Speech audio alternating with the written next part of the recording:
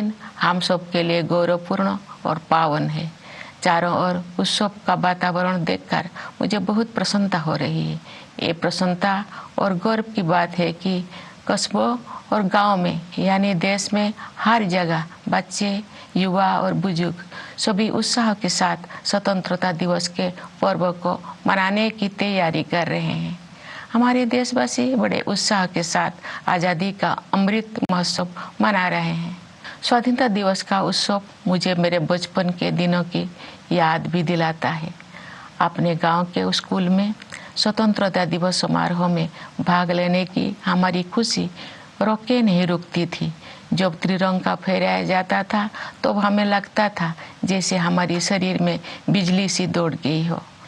देशभक्ति के गौरव से भरे हुए हृदय के साथ हम सब राष्ट्रीय ध्वज को सलामी देते थे तथा राष्ट्रगान गाते थे। मिठाइयाँ बांटी जाती थी और देशभक्ति के गीत गाए जाते थे जो कई दिनों तक हमारी मन में गूंजते रहते थे। ये मेरा सौभाग्य रहा है कि जब मैं स्कूल में शिक्षक बनी तो मुझे उन अनुभवों को फिर से जीने का अवसर प्राप्त हुआ। जब हम बड़े होते हैं तो हम अपने खुशी को बच्चों की तरह व्यक्त नहीं कर पाते, लेकिन मुझे विश्वास है कि राष्ट्रीय पर्व से जुड़े देशभक्ति की गहरी भावना में तनिक भी कमी नहीं आती है। स्वतंत्रता दिवस हमें ये याद दिलाता है कि हम केवल एक व्यक्ति ही नहीं है, बल्कि हम एक ऐसे महान जन समुदाय का हिस्सा है जो अपनी तरह का सबसे बड़ा और जीवंत समुदाय है। ये विश्व के सबसे बड़े लोकतंत्र के नागरिकों का समुदाय है। जब हम स्वतंत्रता दिवस समारोह मनाते हैं तो वास्तव में हम एक महान लोकतंत्र के नागरिक होने का उत्सव भी मनाते हैं। हमें हर एक की अलग अलग पहचान है। जाति, पंथ, भाषा और क्षेत्र के अलावा हमारी अपने परिवार और कार्य क्षेत्र से जुड़े पहचान भी होती है, लेकिन हमारी एक पहचान ऐसे है जो इन सबसे ऊपर है और हमारी वो पहचान है भारत का नागरिक होना। हम सभी समान रूप से इस महान देश के नागरिक हैं। हम सबको समान अवसर और अधिकार उपलब्ध है तथा हमारे कर्तव्य भी समान है। लेकिन ऐसा हमेशा नहीं था। भारत लोकतंत्र की जननी है और प्राचीन काल में भी हमारे यहाँ जमीनी स्तर पर लोकतांत्रिक संस्थाएं विद्यमान थी, किंतु लंबे समय तक चले औपनिवेशिक शासन ने उन लोकतांत्रिक संस्थाओं को मिटा दिया था। 15 अगस्त 1947 के दिन देश ने एक नया सवेरा देखा। उस दिन हमने विदेशी शासन से तो आज़ादी हासिल की है, हमने अपनी नियति का निर्माण करने की स्वतंत्रता भी प्राप्त की। हमारी स्वाधीनता के साथ विदेशी शासकों द्वारा उपनिवेशक को छोड़ने का दौर शुरू हुआ और उपनिवेशवाद समाप्त होने लगा। हमारे द्वारा स्वाधीनता के लक्ष्य को प्राप्त करना तो महत्वपूर्ण था ही, लेकिन उससे भी अधिक उल्लेखनीय है हमारे स्वाधीनता संग्राम का अनोखा तरीका। महात्मा गांधी तथा अनेक असाधारण एवं दूरदर्शी विभूतियों के नेतृत्व में हमारा राष्ट्रीय आंदोलन अद्वितीय आदर्श से अनुप्राणित था। गांधी जी तथा अन्य महानायकों ने भारत की आत्मा को फिर से जगाया और हमारी महान सभ्यता के मूल्यों का जन जन में संचार किया। भारत के ज्वलंत उदाहरण का अनुसरण करते हुए हमारे स्वाधीनता संग्राम की आधारशिला सत्य और अहिंसा को पूरी दुनिया के अनेक राजनीतिक संघर्षों में सफलतापूर्वक अपनाया गया है। स्वतंत्रता दिवस की पूर्व संध्या पर मैं भारत के नागरिकों के साथ एकजुट होकर सभी ज्ञात और अज्ञात स्वतंत्रता सेनानियों को कृतज्ञतापूर्वक श्रद्धांजलि अर्पित करती हूँ। उनके असंख्य बलिदानों से भारत ने विश्व समुदाय में अपना स्वाभिमानपूर्ण स्थान फिर से प्राप्त किया। मातंगिनी हाजरा और कनकलता बरुआ जैसे वीरांगनाओं ने भारत माता के लिए अपने प्राण निछावर कर दिया। माँ कस्तूरबा राष्ट्रपिता महात्मा गांधी के साथ कदम से कदम मिलाकर सत्याग्रह के मार्ग पर चलती रही। सरोजिनी नायडू, ओमू स्वामीनाथन, रमा देवी, अरुणा आसफ अली और सुचेता कृपलानी जैसे अनेक महिला विभूतियों ने अपने बाद की सभी पीढ़ियों की महिलाओं के लिए आत्मविश्वास के साथ देश तथा समाज की सेवा करने के प्रेरक आदर्श प्रस्तुत किए हैं। आज महिलाएं विकास और देश सेवा के हर क्षेत्र में बढ़ चढ़कर योगदान दे रही हैं तथा राष्ट्र का गौरव बढ़ा रहे हैं। आज हमारी महिलाओं ने ऐसे अनेक क्षेत्रों में अपना विशेष स्थान बना लिया है जिनमें कुछ दशकों को पहले उनकी भागीदारी की कल्पना भी नहीं की जा सकती थी। मुझे ये देखकर प्रसन्नता होती है कि हमारे देश में महिलाओं के आर्थिक सशक्तिकरण पर विशेष ध्यान दिया जा रहा है। आर्थिक सशक्तिकरण से परिवार और समाज में महिलाओं की स्थिति मजबूत होती है। मैं सभी देशवासियों से आग्रह करती हूँ कि वे महिला सशक्तिकरण को प्राथमिकता दें। मैं चाहूँगी कि हमारी बहनें और बेटियाँ साहस के साथ हर तरह की चुनौतियों का सामना करें और जीवन में आगे बढ़ें। महिला का विकास स्वाधीनता संग्राम के आदर्श में शामिल है। प्यारे देशवासियों, स्वतंत्रता दिवस हमारे लिए अपने इतिहास से पुनः जुड़ने का अवसर होता है। ये हमारे वर्तमान का आकलन करने और भविष्य की राह बनाने के बारे में चिंतन करने का अवसर भी है। आज हम देख रहे हैं कि भारत ने न केवल विश्व मंच पर अपना यथाचित स्थान बनाया है, बल्कि अंतर्राष्ट्रीय व्यवस्था में अपनी प्रतिष्ठा को बढ़ाया भी है। अपनी यात्राओं और प्रवासी भारतीयों के साथ बातचीत के दौरान मैंने अपने देश के प्रति उनमें एक नया विश्वास तथा गौरव का भाव देखा है। भारत पूरी दुनिया में विकास के लक्ष्यों और मानवीय सहयोग को बढ़ावा देने में महत्वपूर्ण भूमिका निभा रहा है। भारत ने अंतर्राष्ट्रीय मंच पर अग्रणी स्थान बनाया है तथा G20 देशों की अध्यक्षता का दायित्व भी संभाला है। चूंकि G20 समूह दुनिया की 2/3 जनसंख्या का प्रतिनिधित्व करता है, इसीलिए ये हमारे लिए वैश्विक प्राथमिकताओं को सही दिशा में ले जाने का एक अद्वितीय अवसर है। G20 की अध्यक्षता के माध्यम से भारत व्यापार और वित्त के क्षेत्र में हो रही निर्णयों को न्याय संगत प्रगति की ओर ले जाने में प्रयासरत है। व्यापार और वित्त के अलावा मानव विकास से जुड़े विषय भी कार्यसूची में शामिल किए गए हैं। ऐसे कई मुद्दे जो पूरे मानवता के लिए महत्वपूर्ण है और किसी भौगोलिक सीमा से बंधे हुए नहीं है। मुझे विश्वास है कि भारत के प्रभावी नेतृत्व के साथ G20 के सदस्य देश उन मोर्चों पर उपयोगी कार्रवाई को आगे बढ़ाएंगे। भारत की G20 की अध्यक्षता में एक नई बात यह है कि डिप्लोमेसी को जमीन से जोड़ा गया है। एक अंतर्राष्ट्रीय राजनयिक गतिविधि में लोगों की भागीदारी को प्रोत्साहित करने के लिए अपनी तरह का पहला अभियान चलाया गया है। उदाहरण के लिए ये देखकर मुझे अच्छा लगा कि स्कूलों और कॉलेजों में G20 से जुड़े विषयों पर आयोजित की जा रही गतिविधियों में विद्यार्थी उत्साहपूर्वक भाग ले रहे हैं। G20 से जुड़े कार्यक्रम के बारे में सभी नागरिकों में बहुत उत्साह देखने को मिल रहा है। प्यारे देशवासियों, सशक्तिकरण की भावना से युक्त इस उत्साह का संचार आज संभव हो पाया है क्योंकि हमारा देश सभी मोर्चों पर अच्छी प्रगति कर रही है। मुश्किल दौर में भारत की अर्थव्यवस्था न केवल समर्थ सिद्ध हुई है बल्कि दूसरों के लिए आशा का स्रोत भी बनी है।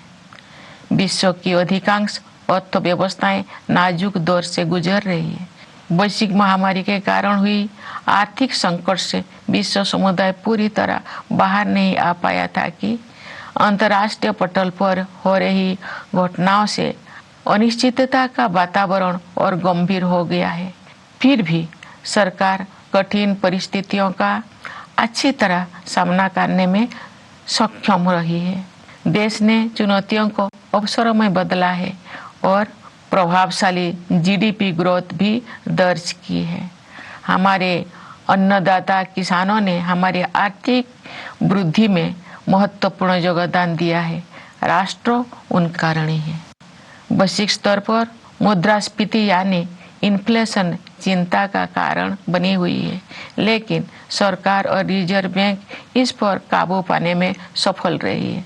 सरकार ने जनसामान्य पर मुद्रास्फीति का अधिक प्रभाव नहीं पड़ने दिया है और साथ ही गरीबों को व्यापक सुरक्षा कवच भी प्रदान किया है। वैश्विक आर्थिक विकास के लिए दुनिया की निगाहें आज भारत पर टिकी हुई है। आज भारत विश्व की 5वीं सबसे बड़ी अर्थव्यवस्था बन गया है।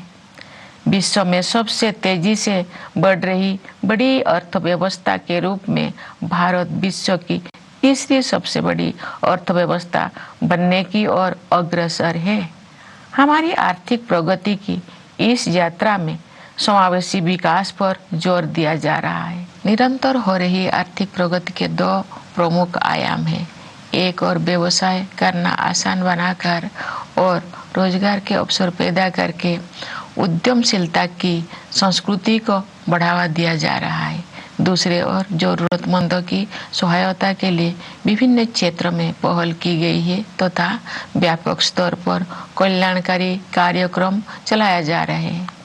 वंचितों को वरीयता प्रदान करना हमारी नीतियों और कार्य के केंद्र में रहता है। परिणाम स्वरूप पिछले दशकों में बड़ी संख्या में लोगों को गरीबी से बाहर निकलना संभव हो पाया है। इसी प्रकार आदिवासियों की स्थिति में सुधार लाने और उन्हें प्रगति की यात्रा में शामिल करने हेतु विशेष कार्यक्रम चलाया जा रहा है। मैं अपने आदिवासी भाई बहनों से अपील करती हूँ कि आप सब अपने परंपराओं को समृद्ध करते हुए आधुनिकता को अपनाएं। मुझे ये जानकर खुशी हुई है कि आर्थिक विकास के साथ साथ मानव विकास संबंधी सरकारों को भी उच्च प्राथमिकता दी जा रही है।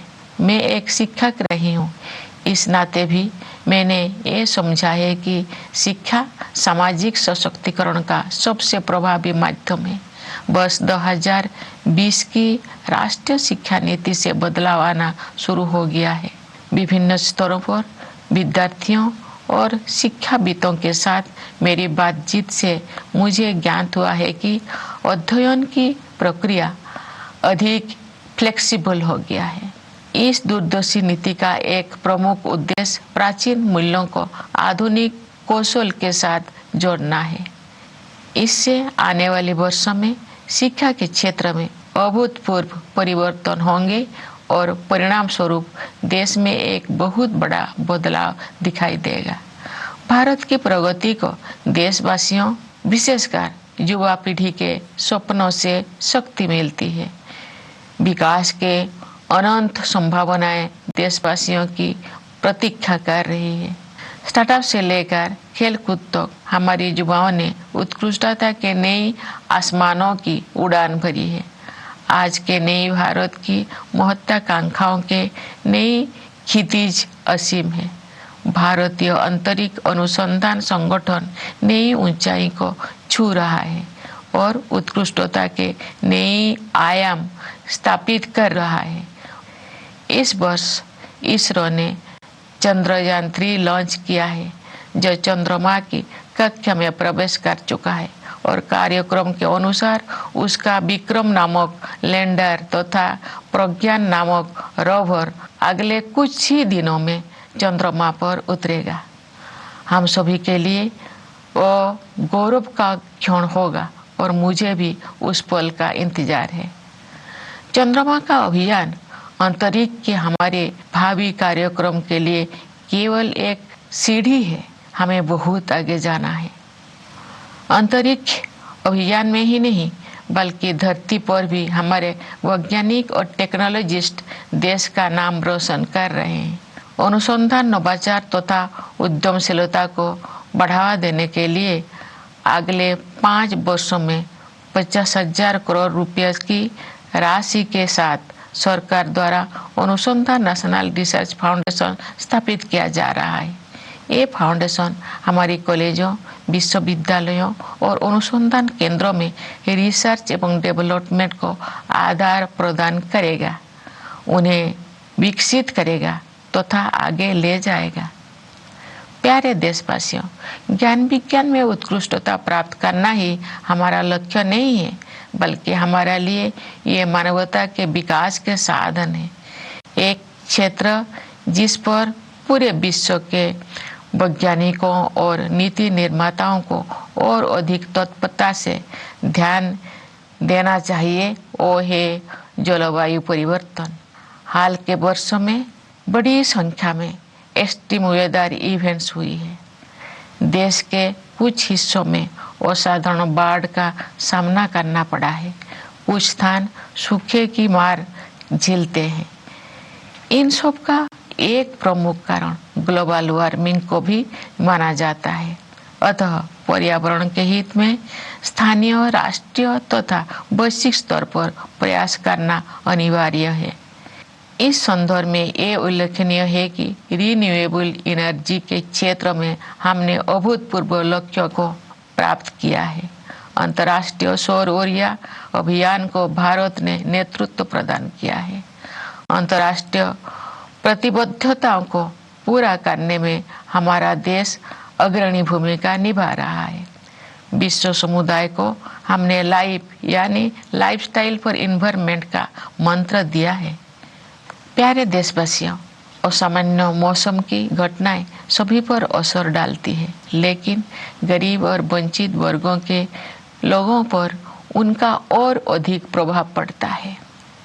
शहरों और पहाड़ों क्षेत्रों के जलवायु परिवर्तन की स्थितियों का सामना करने के लिए विशेष रूप से सक्षम बनाने की आवश्यकता है। मैं ये कहना चाहूँगी कि लोभ की संस्कृति दुनिया को प्रकृति से दूर करती है और अब हमें ये एहसास हो रही है कि हमें अपनी जड़ों की ओर लौटना चाहिए। आज भी अनेक जनजातीय समुदाय ऐसे हैं जो प्रकृति के बहुत करीब और प्रकृति के साथ सौहार्द बनाकर रहते हैं। उनके जीवन मूल्यों और जीवन शैली क्लाइमेट एक्शन के क्षेत्र में अमूल्य शिक्षा प्रदान करते हैं। जनजातीय समुदायों द्वारा युगों से अपना अस्तित्व बनाए रखने के रहस्यों को एक शब्द में ही व्यक्त किया जा सकता है, और शब्द है हमदर्दी। जनजातीय समुदाय के लोग प्रकृति को माता समझते हैं तथा उसकी सभी संतानों अर्थात वनस्पतियों और जीव जंतुओं के प्रति सहानुभूति रखते हैं। कभी कभी दुनिया में हमदर्दी की कमी महसूस होती है, लेकिन इतिहास साक्षी है कि ऐसे दौर केवल कुछ समय के लिए ही आते हैं, क्योंकि करुणा हमारा मूल स्वभाव है। मेरा अनुभव है कि महिलाएं हमदर्दी के महत्व को और अधिक गहराई से महसूस करती है, और जब मानवता अपनी राह से भटकती है तो वे सही रास्ता दिखाती है। हमारे देश ने नई संकल्पों के साथ अमृत काल में प्रवेश किया है तथा हमें भारत का वर्ष 2047 तक एक विकसित राष्ट्र बनाने की दिशा में आगे बढ़ रहे हैं। आइए हम सभी अपने संविधान രാജ്യത്തെ ജനങ്ങൾക്ക് സ്വാതന്ത്ര്യദിനാശംസ നേരുന്നു രാഷ്ട്രപതി. ജനാധിപത്യത്തിന്റെ മാതാവാണ് ഇന്ത്യ. സ്വാതന്ത്ര്യദിനം നമ്മുടെ സ്വത്വത്തെക്കുറിച്ച് ഓർമ്മപ്പെടുത്തുന്നു. രാജ്യത്തിനായി പോരാടിയവർക്ക് ആദരമർപ്പിക്കുന്നു. രാഷ്ട്രപതി സ്ത്രീ ശാക്തീകരണത്തിനായി ഓരോ പൗരനും പ്രയത്നിക്കണം എന്ന സന്ദേശം നൽകുന്നു. ഇന്ത്യ ആഗോളമായി വളരുന്ന കാലമാണ് എന്ന് നമ്മളെ ഓർമ്മപ്പെടുത്തുന്നു. ത്രിവർണ്ണ പതാക ആത്മാഭിമാനത്തിൻ്റെതാണെന്ന് രാഷ്ട്രപതി പറയുന്നു. നാം എല്ലാവരും ഈ മഹത്തായ രാജ്യത്തിൻ്റെ പൗരന്മാരാണ്. നമുക്കെല്ലാവർക്കും തുല്യ അവസരങ്ങളും അവകാശങ്ങളും ഉണ്ടാകണം. അത് ഓരോരുത്തരുടെയും കടമയാണ് എന്നടക്കം ഓർമ്മപ്പെടുത്തുന്നു രാഷ്ട്രപതി ദ്രൗപദി മുർമു.